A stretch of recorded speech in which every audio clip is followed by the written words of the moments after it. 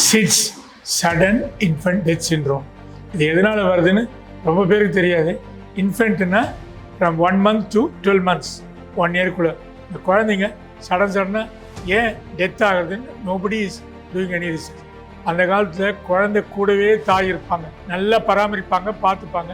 இப்போ குழந்தைய தனியாக விட்டு அவங்க வேலையை அவங்கவுங்க பார்க்குறாங்க.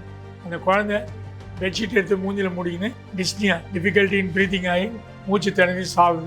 இல்லை ஏதாவது ஒரு பொருளை எடுத்து வாயில் எடுத்து போட்டுனோடனே சோக் ஆகி சைல்டு டைஸ்.